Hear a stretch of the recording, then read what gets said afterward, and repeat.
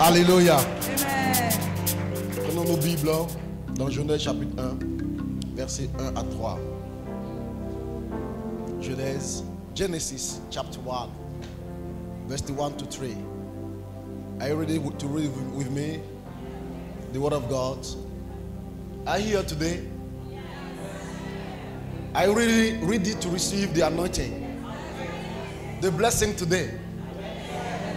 Say amen. Please, can you get up, please? We're going to read today. Do you hear me? Est-ce que les jeunes de cette église sont là? Ils ont oublié tout leur anglais là. Genèse chapitre 1, verset 1 à 3. Lisons ensemble 1, 2, 3. Au commencement, Dieu créa les cieux et la terre. La terre était informe et vide. Il y avait des ténèbres à la surface de l'abîme. Et l'Esprit de Dieu se mouvait au-dessus des eaux. Dieu dit que la lumière soit. Et la lumière fut. Dieu vit que la lumière était bonne. Et Dieu sépara la lumière d'avec les ténèbres. Matthieu chapitre 5, verset 14. Lisons ensemble. Vous êtes la lumière du monde.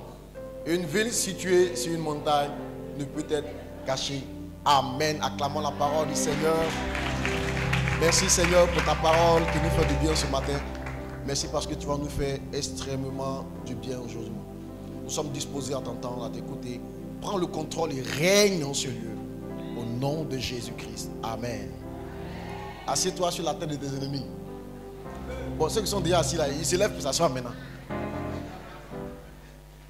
Merci groupe musical. Merci, que Dieu vous bénisse. Alléluia. Lumière du monde. Amen. Lumière du monde. Le thème de mon message de ce matin, c'est des ténèbres à son admirable lumière. Amen. Passer de l'obscurité à la lumière. Passer des ténèbres les plus profondes, du trou le plus profond, éclatante. Amen. Passer la malédiction à la bénédiction la plus glorieuse. Alléluia. Ça veut dire que Christ nous a fait passer des ténèbres à son admirable lumière. Alléluia. Des ténèbres à son admirable lumière. Mes amis, la première des choses que Dieu a faites quand Dieu est en train de créer le monde, on revient à Genèse chapitre 1. La Bible dit Dieu n'a pas fait autre chose que d'appeler d'abord la lumière. Amen. Au commencement, Dieu créa les cieux et la terre. Mais on explique maintenant comment il va faire la création. On dit la terre était informe et vide. Le mot informe et vide vient d'un mot grec qui veut dire tohu bohu. Tohu bohu. Quelque chose qui n'a pas de forme. C'est le chaos. On ne peut pas décrire comment c'est. Amen. Toi-même, tu n'as pas les mots. Il arrive des moments dans ta vie, toi-même, tu n'as pas les mots pour qualifier ce qui t'arrive. Tu rentres dans une relation, puis la relation, tu ne peux pas qualifier. C'est mélangé. Tu ne sais pas si tu es en couple, mais tu n'es pas en couple. Amen. Tu ne sais pas si tu es marié, si tu es fiancé, si tu es cheminant. Tu ne sais pas si tu es avec quelqu'un, mais tu n'es pas avec quelqu'un. Tu sais même, tu ne sais pas. Parce qu'il y a des jours, c'est le big love. Et puis il y a des jours même là. Hey! C'est ça le tohu bohu. La terre, quand elle a commencé, il y avait le tohu bohu. Il y avait les ténèbres à la surface de l'abîme. Donc il y avait un gros trou qui est là comme ça. Où il y avait des ténèbres dessus. Et l'Esprit de Dieu se mouvait au-dessus des eaux. Verset 3. La première des choses que Dieu va faire, dans ce tohu bohu, c'est d'appeler la lumière. Amen. Dieu n'a pas créé les plantes dans le tohu bohu. Dieu n'a pas créé l'homme dans le tohu bohu. Dieu n'a rien fait dans le tohu bohu. La terre était couverte de l'obscurité. Dans l'obscurité, Dieu ne fait rien. La première des choses que Dieu fait, c'est d'appeler la lumière. La lumière est la solution pour traverser victorieusement la période de tohu bohu. Amen. Alors dans Matthieu, le Seigneur dit maintenant que nous sommes la lumière du monde. Ça veut dire que face au tohu bohu que le monde traverse, face aux ténèbres qui sont dans le monde, la solution c'est toi.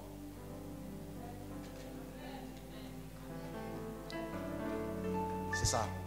Tu es la solution aux problèmes de ce monde. Tu es la solution aux problèmes de ta famille. Tu es la solution aux crises qu'il y a dans ta famille. Tu es la solution dans ce pays. Le monde doit pouvoir compter sur toi. Amen. Tu es la lumière. Il ne dit pas tu seras la lumière. Il dit je t'ai établi comme étant la lumière. C'est toi qui dois briller pour sortir le monde de ce tohu-bohu. Quand en 2021-2020 on a eu le Covid, face à cette crise, des gens ont été révélés au monde. Le monde est en crise constamment. Et le monde attend qu'une lumière arrive pour sauver. Une lumière arrive pour éclairer. Face aux ténèbres de Goliath qu'Israël a connues, cette humiliation grande qui est arrivée dans la vie d'Israël, on avait besoin qu'une lumière vienne pour sortir le peuple de là. Alors un petit est apparu. Il est apparu sur une forme insignifiante, un jeune garçon de 17 ans. Un petit garçon qui n'était même pas qualifié pour entrer dans l'armée. Qu'on avait envoyé perdre les troupeaux pendant que ses frères sont devenus militaires. Lui, il n'était même pas qualifié. Et c'est celui qu'on envoyait pour perdre le troupeau dans les champs. Celui qui sentait le bouton. Et c'est lui qui a été la lumière qui a pu permettre de triompher les ténèbres. Je suis venu dire à quelqu'un ce matin, je ne sais pas quelle forme tu as. Peut-être tu as une forme insignifiante, une forme qu'on ne regarde pas, qu'on ne considère pas. Une forme à qui on n'accorde pas de valeur. Mais Dieu dit, tu es la lumière. La lumière. Alléluia. Peut-être que tu es illettré. Tu ne sais pas parler français. Là où tu dois mettre le, là, tu dis les. Tu dis là. Les maternelles, vous dormez. Je vous attendais. Petit fait des phrases, mais les gens rient. Mais il faut savoir que dans ça là, Dieu t'a choisi. Il prend les choses faibles pour confondre les fautes. Il prend les choses viles qui ne sont sans valeur pour confondre les rois, les grands et les puissants de ce monde. Il prend les choses insignifiantes. C'est dans ça qu'il tire sa gloire.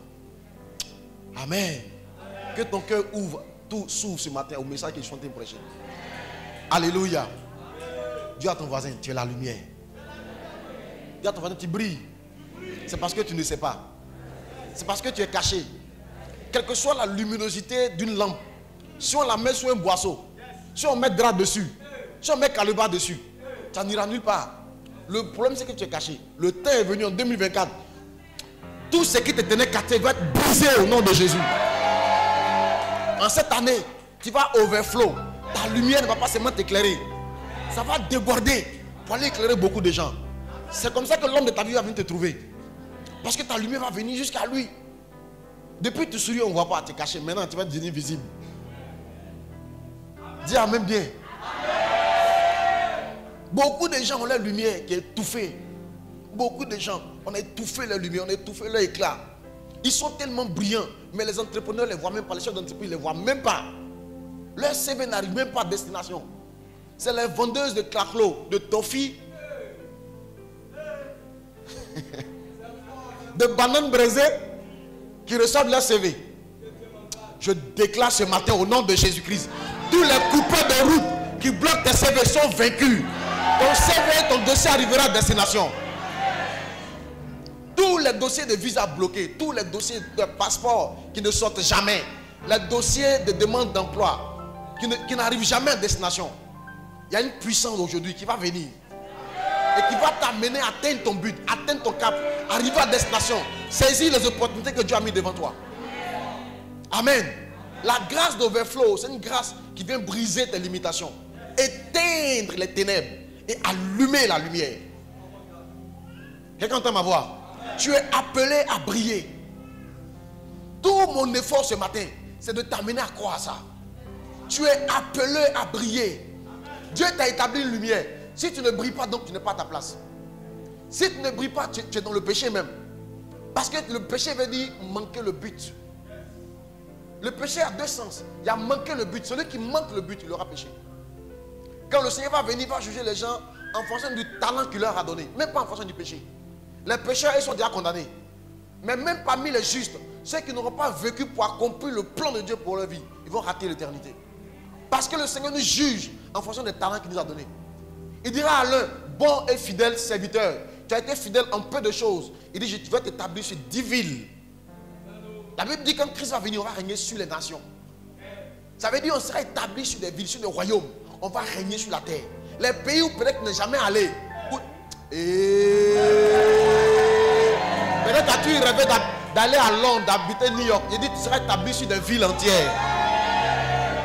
Quelqu'un entend ma voix? Mes amis, le christianisme est une vie puissante. Il y a des promesses dedans qu'on ignore. Notre vie, notre bénédiction ne s'arrête pas seulement à se marier, à travailler. Ça va aller au-delà. On va aller goûter le paradis. Et après le paradis, on va rester. Ça veut dire qu'on va revenir ici. On va vivre 1000 ans avec Christ dans ce monde. Sur cette terre, 1000 ans. On appelle ça le millénium. Et là, on sera établi sur des villes. On sera établi sur des villes. Peut-être as-tu rêvé d'être maire de New York. Là, le temps arrive. Le temps arrive. Notre monde tel que tu le connais n'est pas le seul monde qui existe. Je m'explique. Facilement, tu vois le monde qui vit, où on est aujourd'hui. Il y a un maire à Yopougon où on casse les maisons des gens, on casse les écoles, où souvent il y a les souffrances. Ce n'est pas le seul système. Un jour va venir le Seigneur va changer le système de ce monde. D'ailleurs, quand tu es en Côte d'Ivoire, puis quand tu vas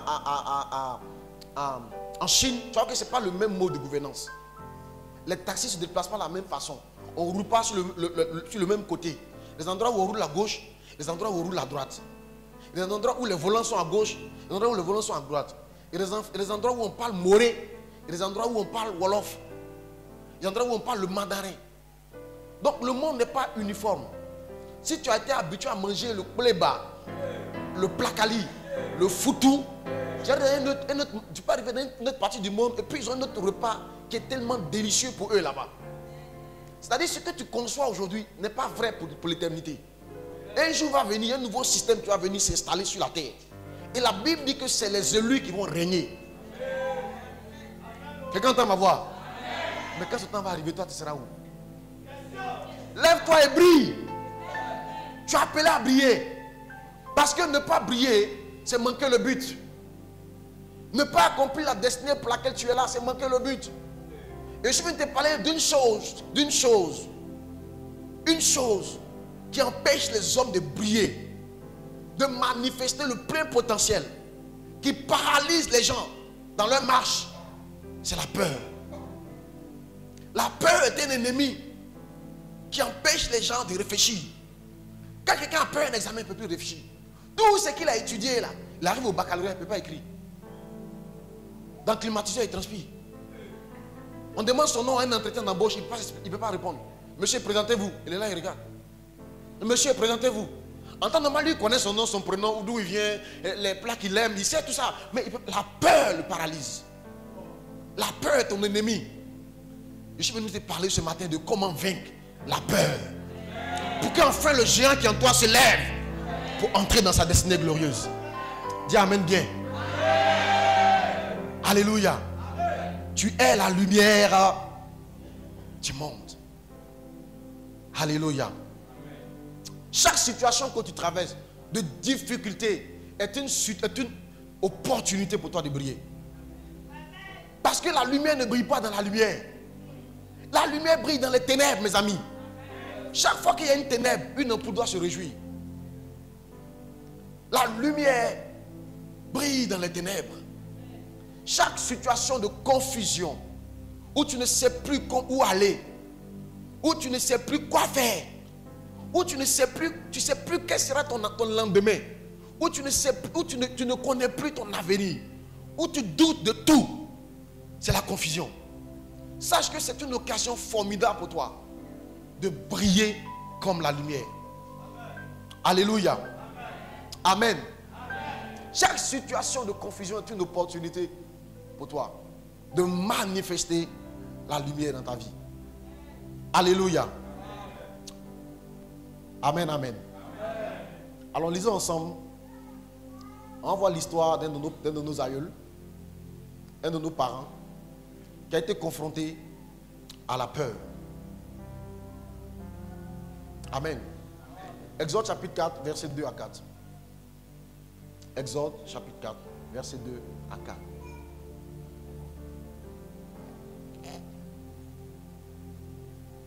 Le fait même que tu n'as pas de Bible montre que tu ne crois plus en ta vie. C'est-à-dire que tu ne crois plus dans la parole de Dieu. Tu ne crois pas que cette parole-là, elle peut changer quelque chose. Tu as déjà eu une Bible avant. Aujourd'hui, il y a la poussière dessus. Tu as beaucoup médité avant. Avant, tu faisais un concours biblique. Tu faisais les débats bibliques. Tu étais un bishop, tu étais zélé, baptisé.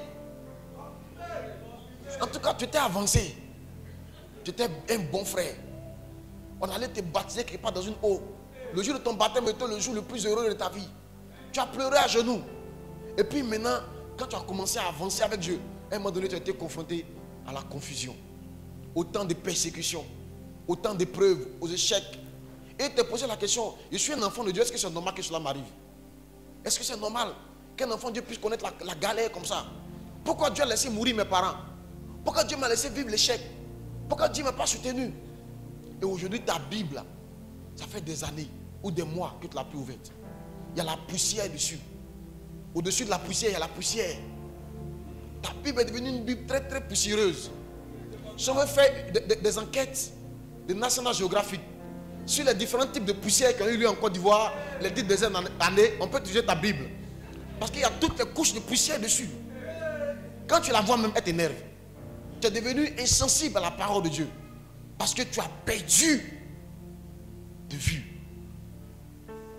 que tu es une lumière. Amen. Exode chapitre 4, verset 2 à 4.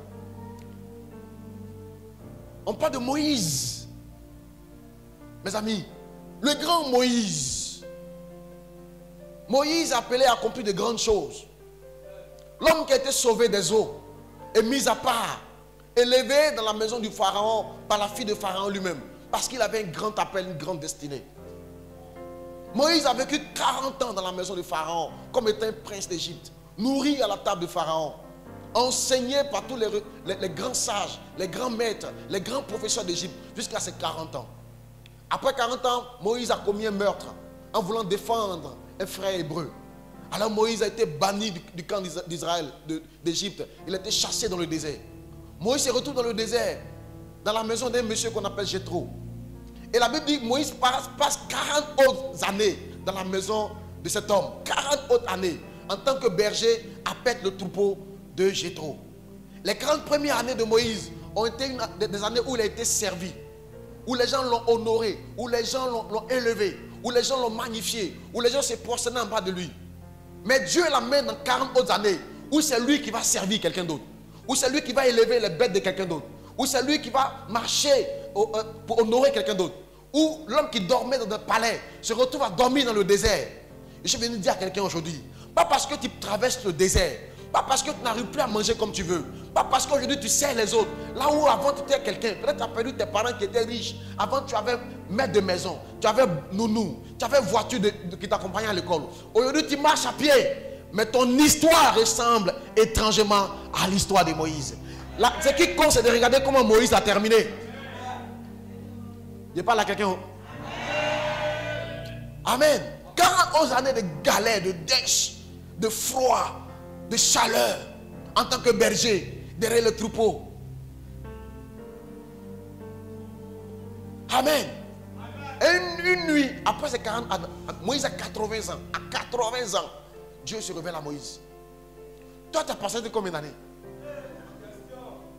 Peut-être qu'aujourd'hui, tu as 40 ans, tu n'en peux plus. Peut-être même à 30 ans, tu as jeté l'éponge. Seigneur, je me suis sanctifié jusqu'à cet âge. Je n'ai rien vu. Cette année, si tu ne fais rien, je ne suis plus responsable de quoi que ce soit. Peut-être que tu as donné des délais à Dieu, des ultimatums.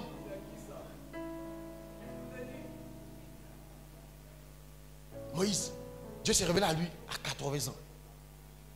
Je vois un truc doux. Un truc doux. C'est mon message de ce matin. Là. Tu vois, c'est un moi.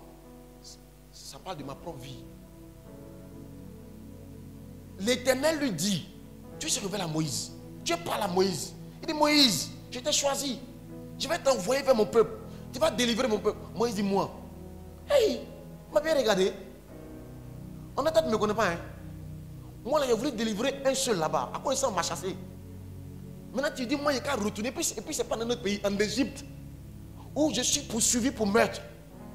Est-ce que tu connais Pharaon? Moi, j'ai été dans sa maison. C'est pas petit l'homme, hein. J'ai dit, moi, quand lui parler. Hey!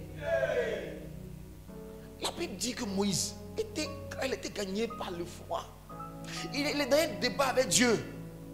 Dieu dit, non, ma fille, dépose tes papiers, des visas. Il dit, non, Seigneur. Hey, tu ne me connais pas, hein? Moi, il n'a pas l'argent, les prêts financiers, là, moi, il n'a pas ça. Il dit, ma fille va passer tes concours. Il dit, hey, Seigneur. Là-bas, on dit, si tu n'as pas connaissance, tu n'es pas rentré à l'ENA, hein? Parce que tu me fais voir dans mes rêves, je suis en tenue de douanier 2 jours là. Honnêtement, tu ne connais pas mon histoire. 2 jours là, je me vois dans l'Europe de mariés, dans des pays étrangers, avec des servantes. Honnêtement, tu ne me connais pas. Dans ma famille là, on ne se marie pas comme ça, hein. Tu as une Moïse. Moïsa. Donc il y a Moïse, puis il y a Moïsa.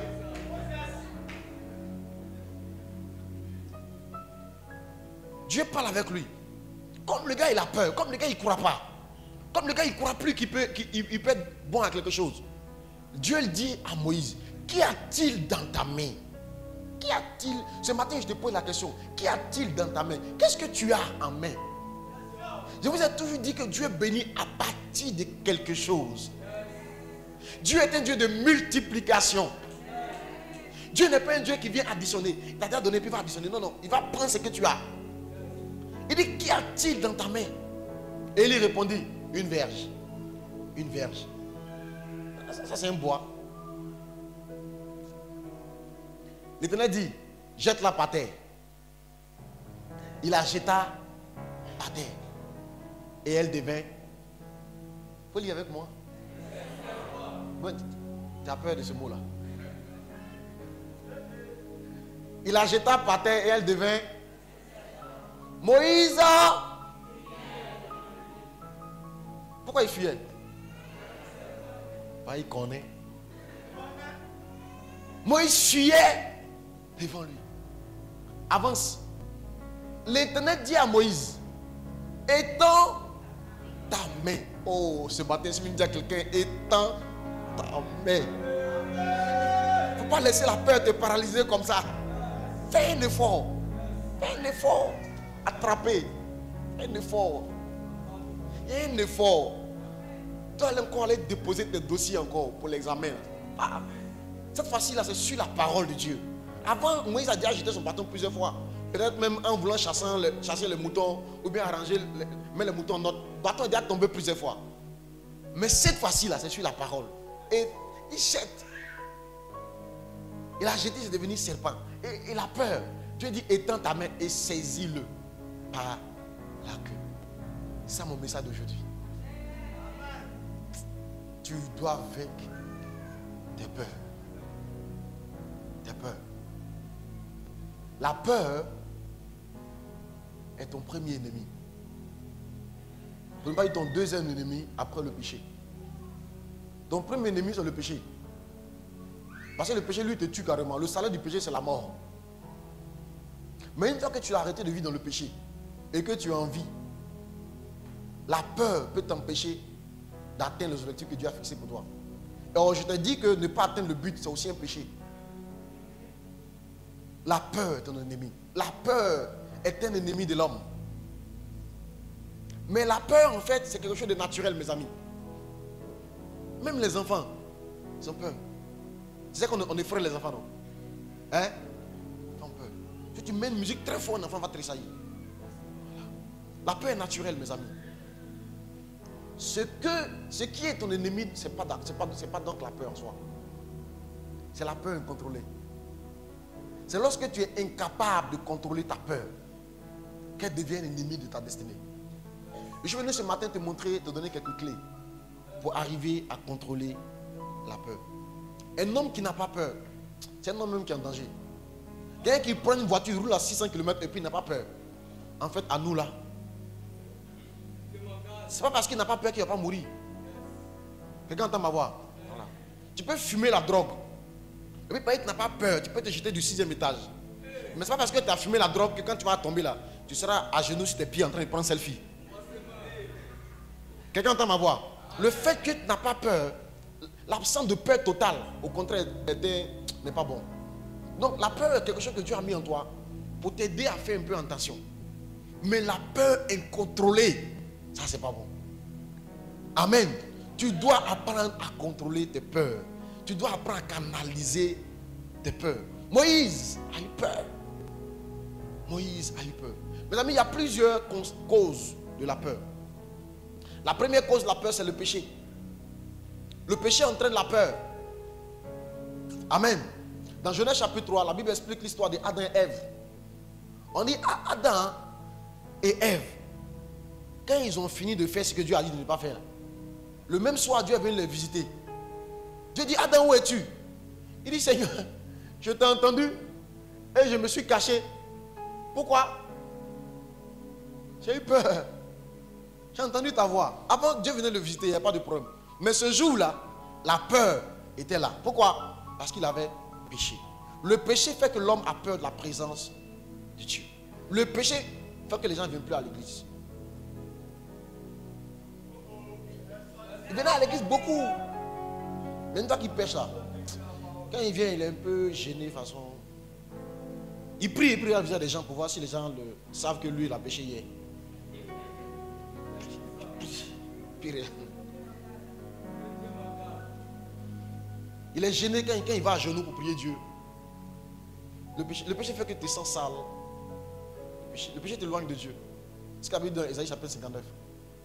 Le péché. Il dit la main de Dieu n'est pas trop courte pour sauver. Ni son oreille trop dure. Il dit ce sont vos péchés. Ésaïe 59, mes amis. Amen. Il dit ce sont vos péchés, vos crimes qui vous séparent de sa face. Il l'empêche de vous écouter. La main de Dieu n'est pas trop courte. Dieu même veut être proche de toi, mais le péché nous sépare. Le péché fait que l'homme se prive de la présence de Dieu. L'une des raisons qui a entraîné la peur dans la vie d'Adam, c'était le péché. Il y a quel péché dans ta vie? C'est une porte ouverte pour que l'esprit de peur, l'esprit de confusion entre dans ta vie. Il y en a qui marchaient bien jusqu'à ce que le péché entre. Le péché a entraîné la confusion. Dieu t'a demandé de te sanctifier, de te purifier jusqu'au mariage. Et puis à un moment donné, tu as rencontré un jeune homme. Et puis il était quand même bien. Même s'il n'était pas chrétien, mais tu vois, il était bien. Et puis tu l'as laissé rentrer. Et puis quand il est rentré là, au départ, tu dis, bon, on rentre, on vit selon la parole de Dieu. Il dit, il n'y a pas de problème, ma soeur. Dans ton église, j'irai. Il ferait ton baptême. Ton Dieu sera mon Dieu. En fait, c'était un serpent. Il est rentré, et puis un peu, le serpent était le plus rusé de tous les animaux du champ. Donc il a rusé un peu toi. Jusqu'à un jour, après un petit bisou ici, tu dis, moi je n'aime pas ça. Hein. Et puis après, de temps en temps, un petit bisou. Après bisou est venu ici. Tu dis, bon, juste bisou. Hein. Nous, chez nous, on ne fait pas ça. Hein. Et puis un jour, voilà. Un jour. La soeur en Christ est devenue mademoiselle. Le voile est tombé. Un jour. Et depuis que tu es rentré dans cette relation, il y a comme une confusion dans ta vie. En toi, il y a comme une lutte entre le bien et le mal. Est-ce que j'ai bien fait? Est-ce que je n'ai pas bien fait? Est-ce que Dieu n'est pas fâché? Qu'est-ce que je dois faire? Peut-être je vais le laisser. Non, mais peut-être il va se convertir aussi. C'est quelque chose qu'il aime aussi. Il fait comment? Hey Dieu, aide-moi. Bon, dans tous les cas, on va se marier. C'est parce qu'on n'est pas marié que c'est un péché. On va se marier. Tu parlais de ça avec lui. Au départ, il dit, il n'y a pas de problème. Et puis après, maintenant, souvent il veut, souvent il ne veut pas. Souvent il veut. Et tu es dans la confusion totale. Tu ne sais plus où aller. C'est ça le tohu bohu. Que la lumière arrive dans ta vie ce matin. Que ta lumière brille un coup. Quelqu'un entend ma voix? Il y a une soeur qui me regarde comme ça, le pasteur là. Il dit des choses. Acclame la parole du Seigneur, c'est te fait du bien. Amen. Tu dois apprendre à contrôler tes peurs. Alléluia. La deuxième cause de la peur, c'est l'échec. Les échecs passés. Les échecs passés. Quand on a échoué une fois dans quelque chose, on a peur de s'engager à nouveau. Quelqu'un entend ma voix? Quand on a échoué. Quand on a été dans une relation qui était très très difficile, quand on a pu sortir de là, on a peur. Les échecs passés créent en nous des peurs. Quand tu as travaillé quelque part, tu t'es investi là-bas pendant des années. Et puis un jour, il s'est passé un problème que quelqu'un a inventé. Et puis on t'a renvoyé en t'humiliant. Tu as peur à nouveau. La peur vient souvent de nos échecs passés. Moïse avait peur de retourner en Égypte parce qu'il avait connu un échec cuisant là-bas, une grande humiliation là-bas. Le prince est devenu un fugitif et un banni. Ça lui faisait peur de retourner sur cette terre et d'aller affronter plus encore ce roi. Quelqu'un entend ma voix? L'une des causes de nos peurs, les échecs passés. Mais ce matin, si on te dit, tends ta main à nouveau. À nouveau. Amen. Tends-la à nouveau. Et je vais te montrer comment tendre la main. Alléluia. Amen. Nos échecs passés sont à la base de nos peurs, qui a créé en nous des limitations. Ça nous empêche d'avancer. Ça nous tétanise à nouveau. Ça nous paralyse. La peur est un ennemi. Alléluia. Amen. Amen. Il y a plusieurs... Comment vaincre la peur? Il y a plusieurs façons. Sinon, il y a un cheminement pour vaincre la peur. La première des choses, comme je dis, c'est se repentir de ses péchés. Vous savez, c'est le péché qui nous empêche de nous approcher de Dieu. Si nous nous repentons, nous allons nous rapprocher à nouveau du Seigneur. Notre Dieu est un Dieu bon, compatissant, lent à la colère et riche en bonté. Amen. Ce que Dieu veut, c'est notre... C'est notre quoi? Aidez-moi. Alors, qu'est-ce que le texte dit exactement? Je crois que c'est Thessaloniciens combien? Où sont les gens qui ont fait coaching là? Ils sont où? Mes étudiants du coaching. C'est un texte qu'on a lu la semaine dernière.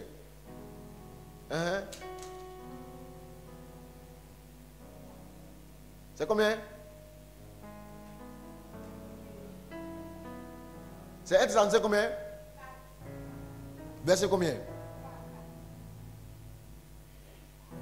1 Thessaloniciens 4, verset 3 à 4. Ce que Dieu veut, c'est votre sanctification. Ce que Dieu veut, ce n'est pas votre mort. Ce que Dieu veut, ce n'est pas votre mort. Ce que Dieu veut, ce n'est pas votre chute. Dieu veut juste que vous soyez sanctifiés. Donc si vous êtes tombé dans le péché, rappelez-vous que ce que Dieu veut, ce n'est pas que vous mouriez dans le péché. Dieu veut votre sanctification. Donc repentez-vous. Demandez-lui pardon. Renoncez au péché et avancez. Quelqu'un entend ma voix? Ce que Dieu veut, ce n'est pas votre mort. Dieu vous aime. Il vous a tellement aimé qu'il a donné pour vous son Fils unique. Il ne veut donc pas votre mort. Arrête de t'en vouloir. Arrête de t'incriminer. Arrête toi-même de te tirer une balle dans la tête depuis que tu as péché. Ou bien parce qu'il y a un tel péché dans ta vie. Ce que Dieu veut, c'est ta sanctification. C'est tout. Amen. Ne laisse pas la peur s'installer. Est-ce que Dieu va m'accepter à nouveau? Est-ce que Dieu va pas me punir? Est-ce que les choses que Dieu m'avait promis, il va le faire? Dieu veut ta sanctification. Que tu t'abstiennes de quoi? J'ai remarqué que quand les mots ne t'arrangent pas, tu ne lis pas.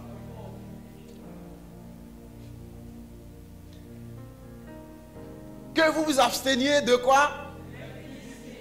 C'est ça que Dieu veut. Amen. Il faut se repentir. Quand tu vas te repentir, Dieu va venir à nouveau vers toi. Amen. Il va se rapprocher de toi à nouveau. Sa main n'est pas trop dure pour sauver. Ni pour sauver, trop courte pour sauver, ni son oreille trop dure pour entendre. Mais ce sont nos crimes qui mettent une séparation entre nous et notre Dieu. Ce sont nos péchés qui nous cachent sa face. Cache sa face. Alléluia. Amen. Nous devons, peut-être tu es là, je ne sais pas ce que tu as commis, je ne sais pas ce que tu as fait. Je ne sais pas dans quoi tu es rentré. Peut-être tu es rentré dans une relation, tu sais que ça n'a pas été la volonté de Dieu, mais tu es rentré. tu dois lui demander pardon. Lui demander pardon. Peut-être même que tu t'es marié dedans. Et puis aujourd'hui, c'est quand même un tohu-bohu. Mais aujourd'hui, tu te rends compte que ce n'était pas la volonté de Dieu. Tu te rends compte que tu as eu des signes, des alertes que Dieu t'avait donnés, des petits signaux, mais que tu as négligés. Parce qu'il y avait des intérêts en jeu. Cet homme avait un peu quand même. Hein? Voilà. Donc les intérêts ont fait que tu as négligé la voie de Dieu. Et tu y es entré. Tu dois demander pardon au Seigneur. Je ne te dis pas de divorcer, mais au moins prends le temps d'aller vers lui. C'est ça que je dis toujours aux gens, qu'il n'y ait pas de malentendu entre vous et les autres. Que dans le couple, il n'y ait pas de malentendus, des sous-entendus, des non-dits. Tout doit être dit. Quelqu'un entend ma voix? Si un jour s'est passé quelque chose, même si cette chose-là, l'autre a décidé de pardonner, il faut qu'on en parle un jour. Il faut qu'on en parle, qu'on puisse se dire oui, tel jour-là, il y a tel chose qui s'est passé. Effectivement, ça s'est passé. Je reconnais que ça s'est passé. Et puis, je m'excuse. Je lui dis, ok, c'est bon. Moi, je savais ça déjà.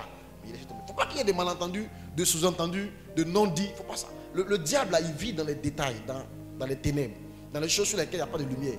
Que la lumière vienne dans tous les domaines de votre relation, de votre vie professionnelle, qu'il y ait la lumière sur tout. Même si tu as travaillé, peut-être tu as fait une corruption pour travailler. Tu travailles avec ça. Peut-être tu as financé, comme on dit en Côte d'Ivoire, un concours, et puis tu travailles. C'est un exemple, tu travailles. Et puis tu as tué ça sur ta conscience. Ce que Dieu veut, ta sanctification. C'est-à-dire que ça ne doit pas devenir un sujet tabou entre toi et puis Dieu. Il faut que tu abordes le sujet une fois avec lui. Pour dire, Seigneur, c'est vrai, hein, tu m'as dit d'être honnête à 100%. Il y a tel domaine de ma vie là, je reconnais que je n'ai pas été honnête. Voilà. Je suis venu ce matin pour qu'on puisse régler ça, quoi. Voilà. Quelqu'un entend ma voix? Alléluia. Ça va ôter la peur. Parce que peut-être à cause de cette chose non confessée, il y a une peur qui continue de t'habiter.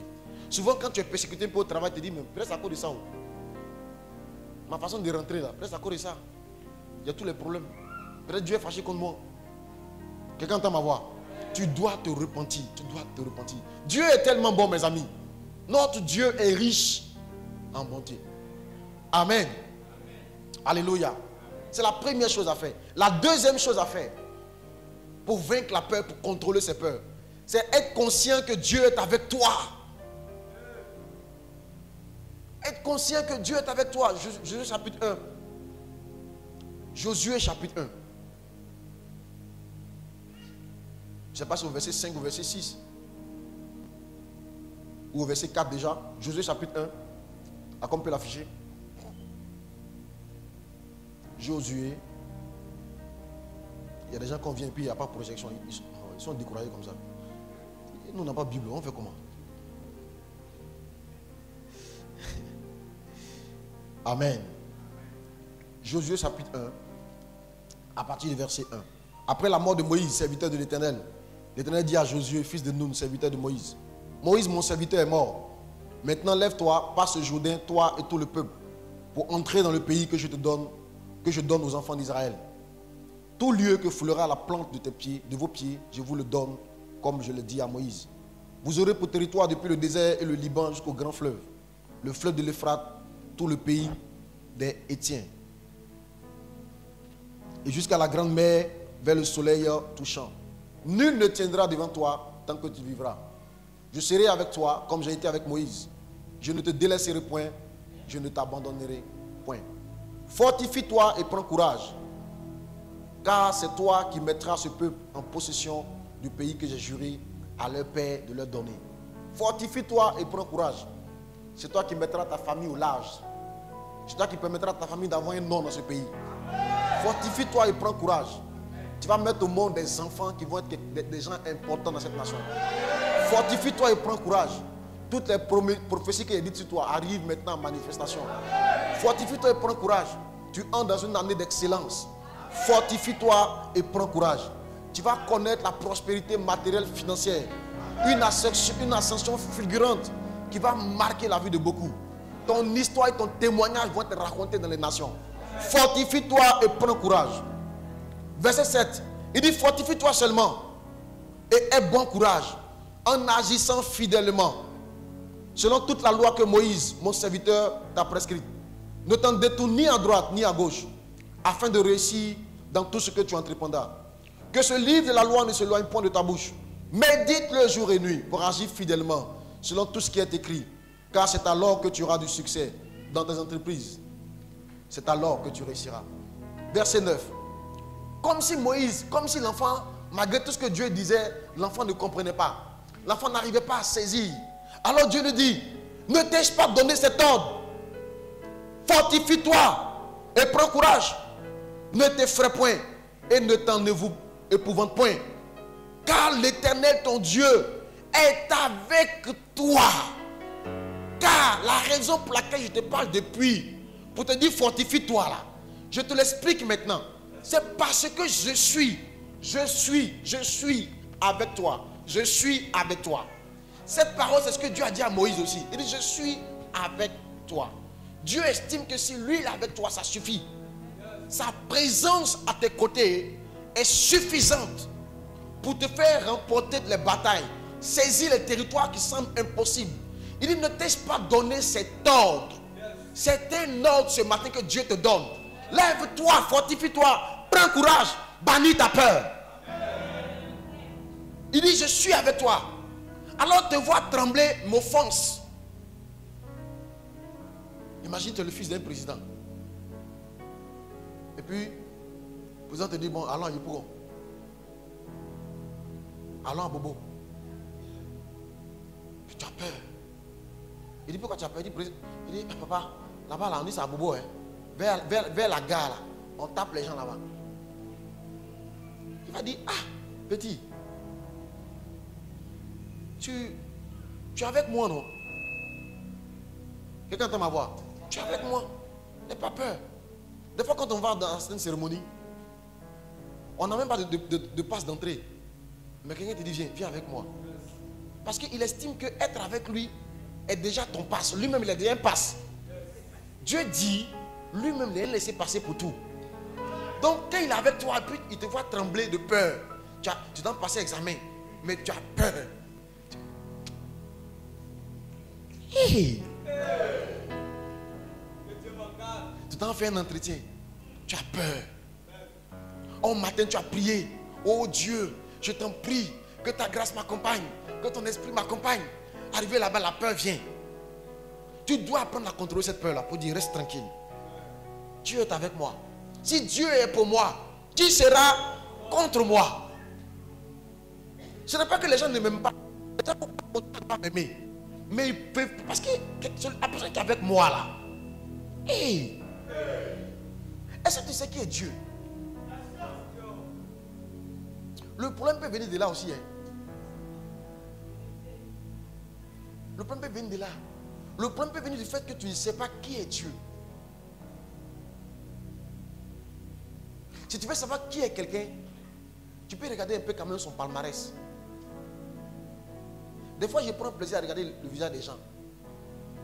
Quand vous regardez là, vos nez là, il n'y a pas un seul nez qui se ressemble. De toute façon, vos nez sont ajoutés à votre visage. De toute façon, c'est aligné avec vos yeux. Il n'y a pas un seul qui se ressemble. Il dit, mais Dieu là, il n'a pas épuisé son stock de fabrique. C'est-à-dire que son intelligence est tellement élargie, il peut continuer à fabriquer des milliards d'hommes et ils vont être toujours différents. Si tu veux savoir qui est quelqu'un, regarde son palmarès. Il regarde le visage des Chinois là. Toi, tu penses qu'il ne se ressemble pas, hein? Le Créateur a façonné chacun.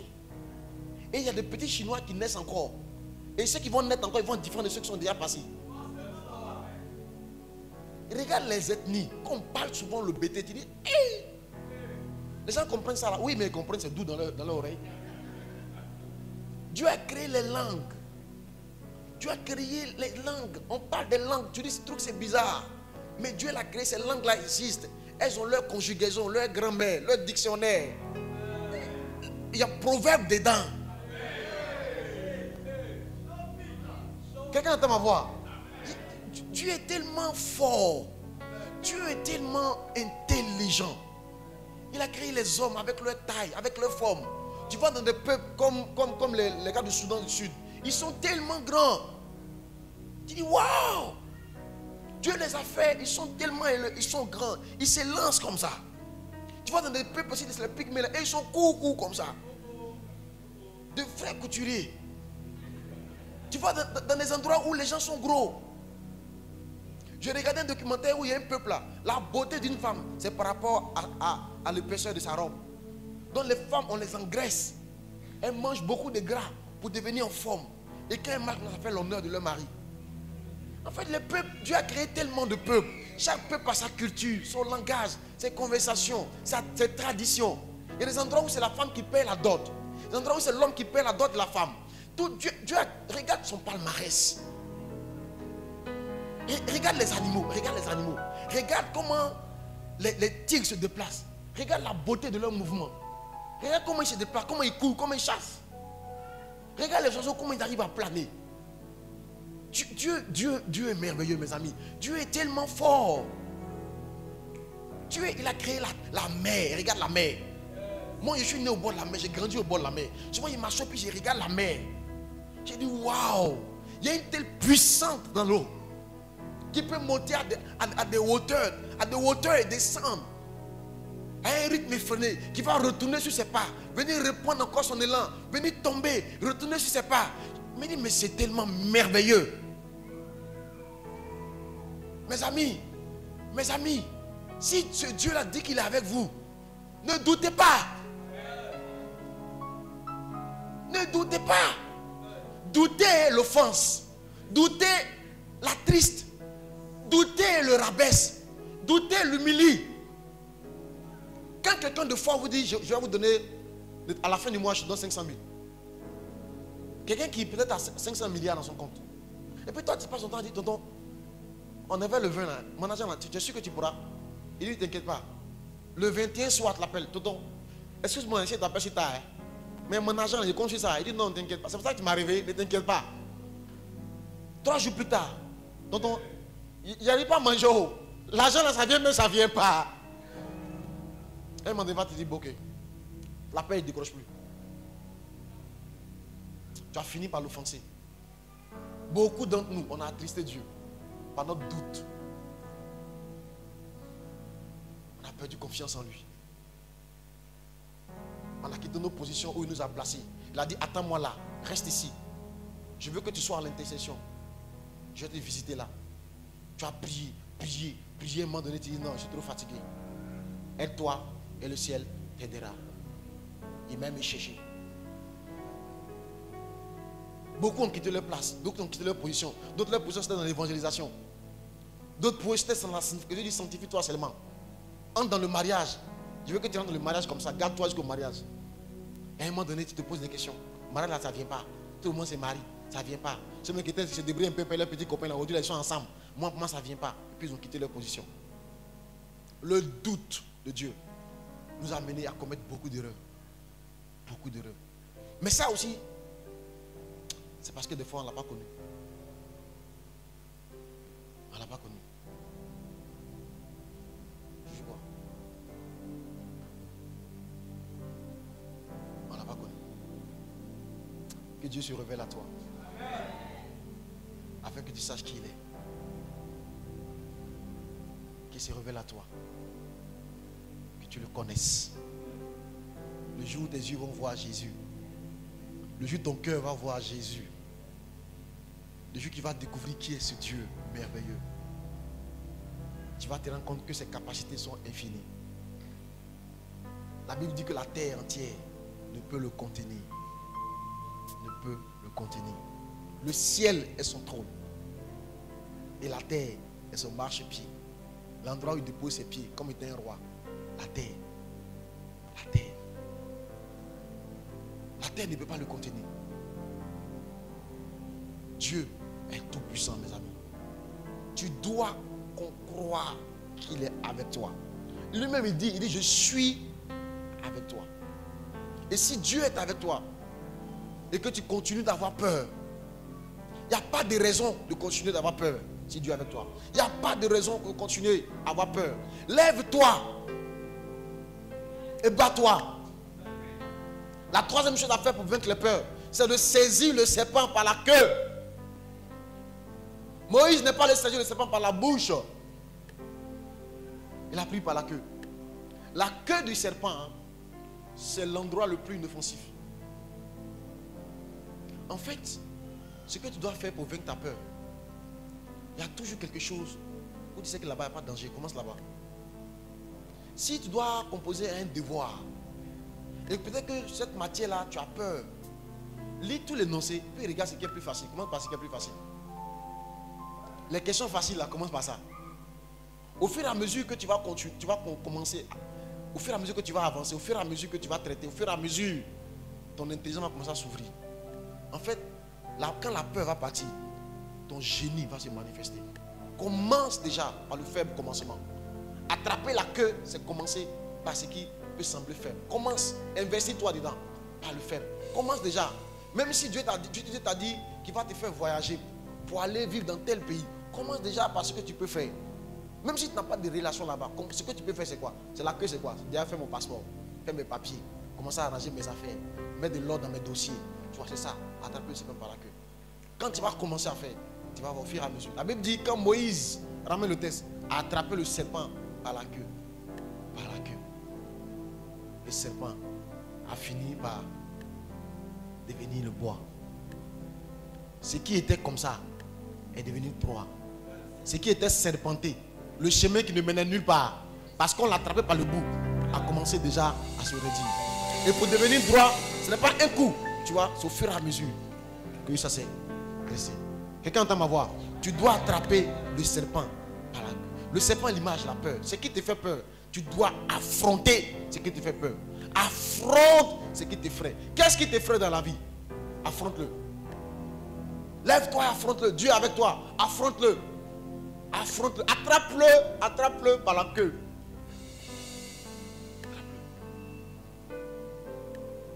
Attrape-le. Attrape le serpent. Dieu savait que Moïse avait une grande destinée. Si cette peur était en lui, il pouvait aller nulle part avec. C'est pour ça que le premier exercice que Dieu lui donne, au moment où Dieu se révèle à lui, c'était l'exercice de la peur. Pour l'amener à vaincre sa peur maintenant. Parce que ce qu'il attend devant, c'est beaucoup plus lourd. Pharaon fait plus peur. Il faut déjà affronter cette peur. Mes amis, traverser la mer Rouge, ça fait peur. Quand Dieu fait sortir Moïse et le peuple d'Israël d'Égypte, ils arrivent devant la mer. Traverser la mer, ça fait peur, mes amis. La Bible dit Dieu a divisé la mer à gauche et à droite. Dieu dit passer. Hey! Si tu n'es pas quelqu'un qui a déjà vécu tes peurs, tu ne peux pas vivre les miracles de Dieu. Tu ne peux pas expérimenter les histoires grandes qu'on va prendre pour enseigner dans les églises. Aujourd'hui, on raconte comment Israël a traversé la mer Rouge. C'est pas ça. Mais pour traverser là, ça faisait peur. Tu es en train de traverser. L'eau est ici. L'eau a formé un mur en haut ici. L'eau a formé un mur à droite. Puis on dit qu'il faut traverser. Tu es en train de traverser. Et ici, l'eau revient. Et si ça revient. Et si. Bon, peut-être qu'il peut nager, mais c'est quand même la mer. Dans la mer, c'est comme ça en bas est profond. On est en train de marcher. Mais ici, si en bas est profond, ça veut dire qu'au moment où ils vont descendre là, ils vont descendre d'abord. Au départ, vous marchez, c'est plat. Après, vous descendez. Parce que c'est les profondeurs marines. Parce que l'eau s'est retirée. Donc, quand ils descendent, ils voient les profondeurs marines. Et c'est comme ça, la mer est profonde. Et puis l'eau est là-bas. Tu n'as qu'à bien attraper l'eau là. Ça là. Ça là. En cas de cas, on va rentrer. Dieu dit, rentre dans l'eau. J'ai retiré l'eau. Maintenant qu'il rentre pour traverser. Te voilà maintenant. Je suis sûr qu'il y a des Hébreux là. Si ce n'est pas comme l'armée de Pharaon était derrière eux, il n'est pas traversé. Il y a des fois, Dieu va mettre une armée derrière toi pour t'obliger à traverser, pour rentrer dans ta destinée. Dieu va mettre des soldats, des ennemis, souvent derrière toi. Parce que depuis tu es là, à cause de la peur, tu ne te lèves pas. À cause de la peur, Dieu va mettre un feu derrière toi. À cause de la peur. Des fois, Dieu va chuter des ennemis. Il dit, lui, là, s'il ne bouge pas un peu, il va rester à la même place là. Il faut que je mette du feu. Tu as peur, mais tu avances quand même. Tu as peur, mais tu attrapes quand même la queue du serpent. Tu as peur. Quelqu'un entend ma voix? Alléluia. Dis à ton voisin, lève-toi. Dis à ton voisin, lève-toi. Non, lève-toi réellement, lève-toi. Dis-lui, lève-toi. Dis à ton voisin, lève-toi. Lève-toi. Lève-toi. Et traverse. Lève-toi. Allons de l'autre bord. Passe à un autre niveau. Lève-toi pour saisir tes promesses. Amen. Commence à prier le Seigneur. Commence à prier le Seigneur. Commence à prier le Seigneur. Commence à prier le Seigneur.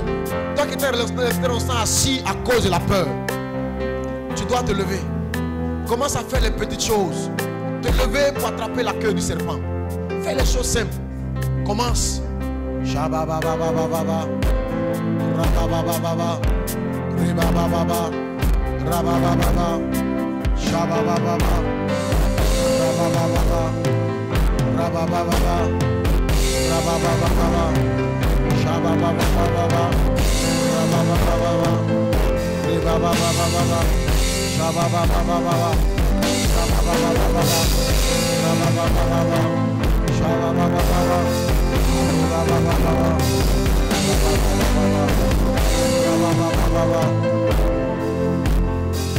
Alléluia. Attraper la queue du serpent, c'est commencer par faire les petites choses. Père Dieu t'a dit qu'il t'a appelé à un ministère. Tu as peur. Est-ce que je pourrais diriger? Est-ce que je pourrais prêcher? Est-ce que je pourrais bâtir l'église? Déjà, commence par les petites choses. Dans l'église, commence, rentre dans un département, commence à servir. Commence en servant dans un département. Servir sous le manteau d'un responsable. Tu es en train d'attraper le serpent par la queue. Comment on t'a peut-être envoyé pour ouvrir une église quelque part? Depuis tes moments, comment ça va se faire? Va là-bas déjà sur le terrain. Commence à prier déjà dans la zone. Fais des porte à porte.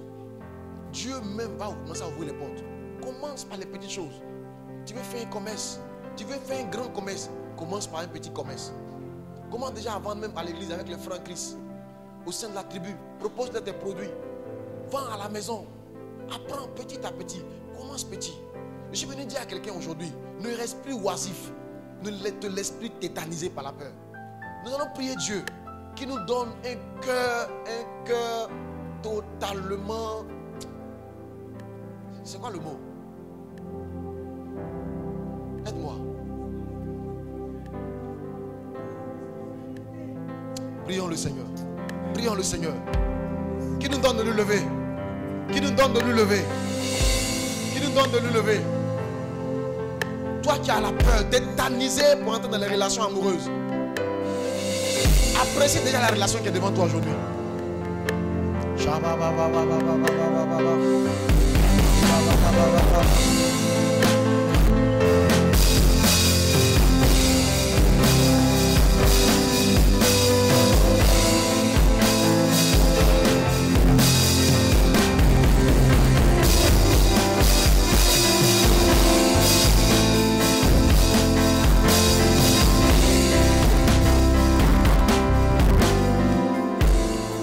Lève une main.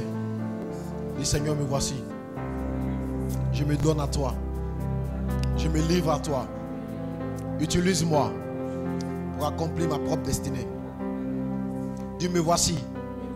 Je te demande pardon pour tous les péchés qu'il y a dans ma vie qui ont fait que je me suis caché de toi.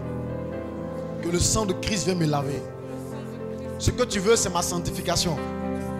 Seigneur, je me repens de tous mes péchés, de tous les mauvais choix, les mauvaises décisions que j'ai prises, Seigneur, qui ont causé en moi la peur et la confusion. Au nom de Jésus, que le sang de Christ vienne me laver et me purifier. Que ta lumière vienne, qu'elle brille, qu'elle brille, qu'elle brille. Je suis à nouveau visible, je suis à nouveau bon, je suis à nouveau prêt. Et je me lève comme Israël pour traverser, pour passer à l'autre bord et saisir mes grâces. Au nom de Jésus. Amen. Amen. Amen.